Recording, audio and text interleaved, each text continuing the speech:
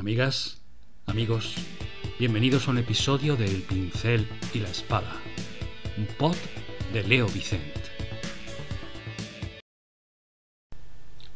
Guillermo Beckford es el padrino de todos los románticos, el Chuck Berry del siglo XIX.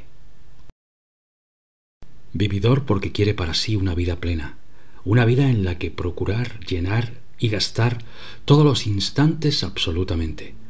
Una vida cuya aspiración continua sea la intensidad.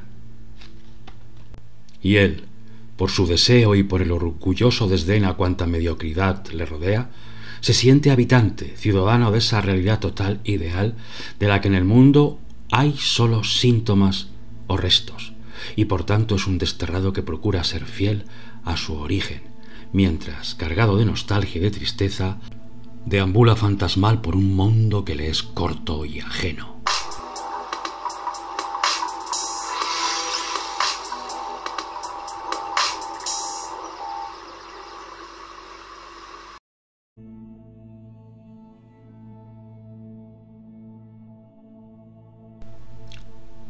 En Sintra, la ciudad más bella de Portugal, Beckford habitó el fabuloso palacio de Monserrate y gastó ríos de dinero en transformar sus jardines.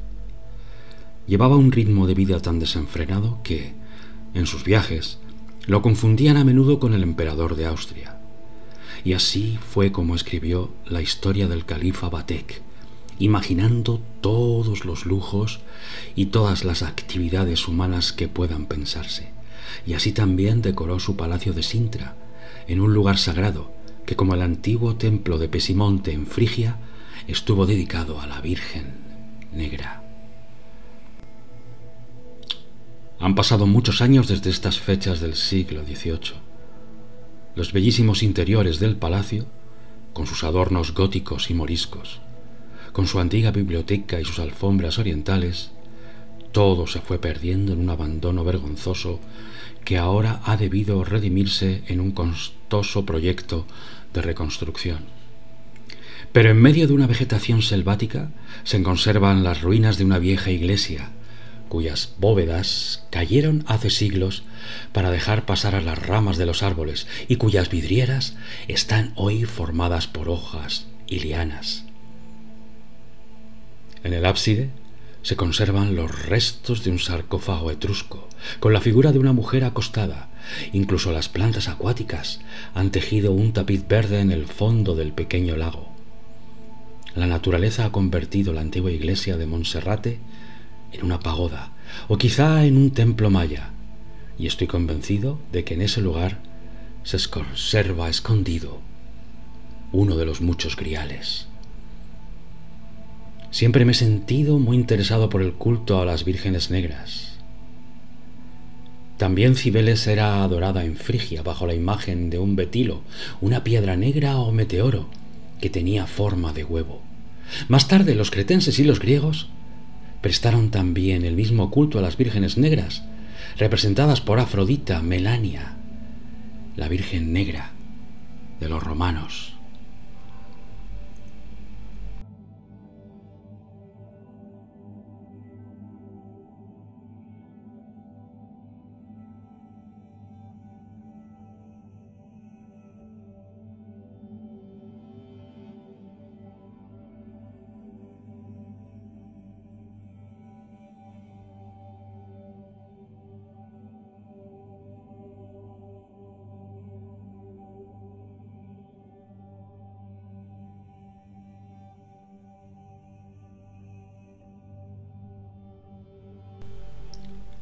He venido muchas veces a guardar silencio en nuestras ruinas. Tenía la costumbre de hincar la rodilla en tierra, porque en tiempos pasados nadie visitaba las sombras de Monserrate. Pero una noche, al volver la vista atrás, vi un caballo blanco a la luz de la luna. Y así se me ocurrió representar en este escenario una ópera mítica y caballeresca, aunque nunca he tenido que escribirla, porque me la dieron ya hecha todos los espíritus en mitad de una terrible tormenta. Volaban las nubes negras sobre las ruinas, arrastradas por un viento que hacía cantar las ramas de los árboles en una orquesta de relámpagos y truenos. En las columnas rotas se agarraban las ramas desgajadas por la tempestad, formando extraños capiteles corintios que dejaban caer canalillos de agua fresca que corrían por los fustes, tamborileando sobre las viejas piedras, ya ensombrecidas por el olvido, mordidas por el tiempo. Olía a maderas exóticas y a misteriosas especias dulces, como si debajo de la tierra hubiesen derramado un vino antiguo o se ocultasen las cavas de Dios. Dicen que aquí se veneró a la Virgen Negra de Montserrat hace ya muchos años, muchos siglos, cuando un monje llamado Gaspar Preto, un nombre predestinado, trajo su imagen desde Cataluña. Creo que Beckford fue, sin saberlo,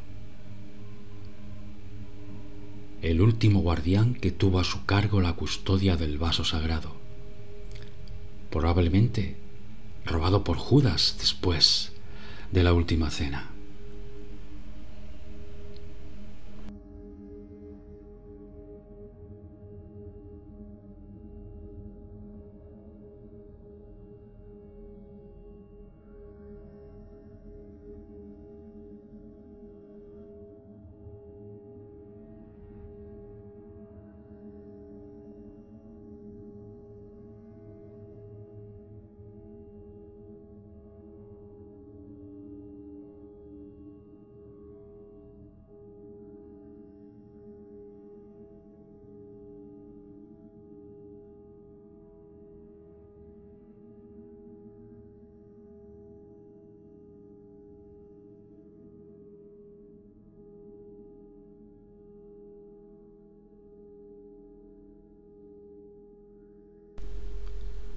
Pero el joven Beckford no tuvo bastante con Monserrate, y al regresar a Inglaterra gastó toda su fortuna en la construcción de la abadía de Fonthill, concebida como un templo gigantesco, como un palacio de las 1001 noches.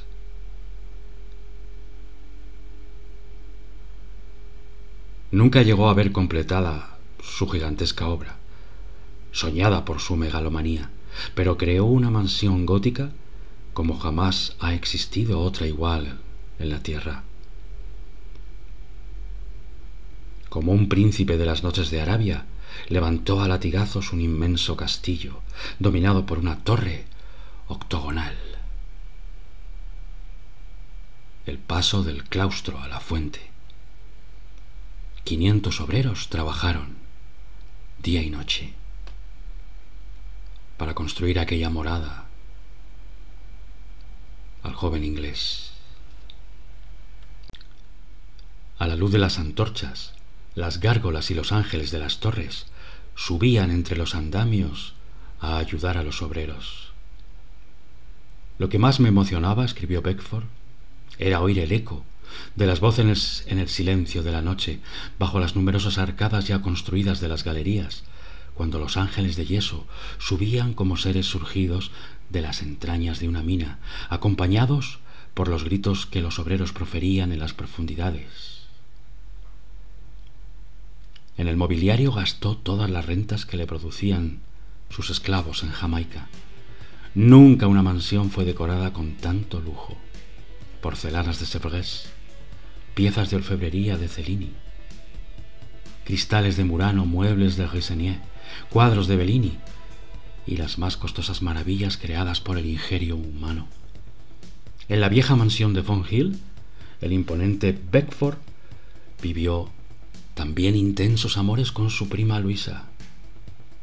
William, mi hermoso diablo, escribía ella, nadie es capaz de hablar con tanta exaltación como tú.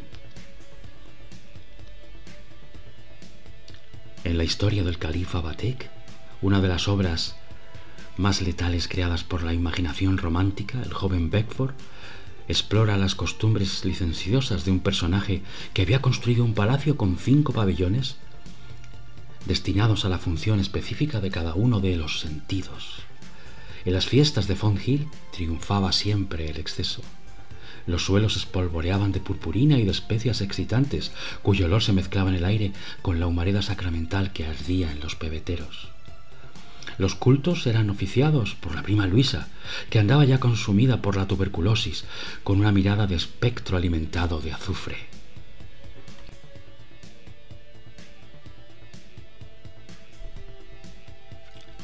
Pero hasta los techos de la abadía de Fonthill se derrumbaron una noche de tormenta, y Beckford, el hombre más rico de Inglaterra, murió arruinado.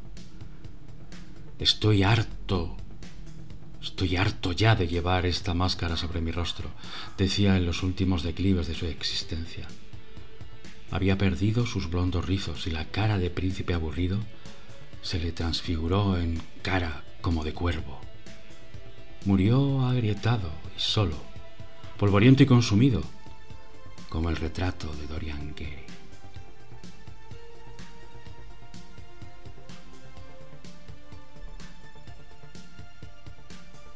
Dicen que todavía hay una caja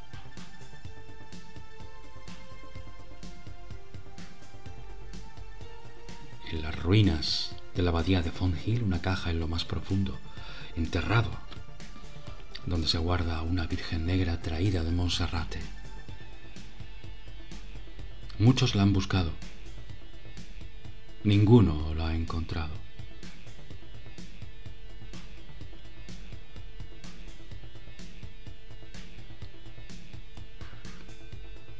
James Wyatt, el arquitecto que trazó los planos de Fonthill, no era hombre riguroso en sus cálculos. Las falsas mansiones góticas del romanticismo duraban poco. Lo que dura es lo que se oculta bajo tierra,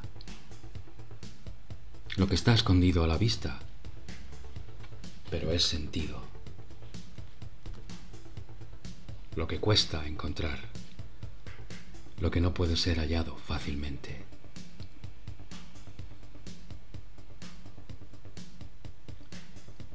Gracias por estar ahí, queridas amigas y amigos.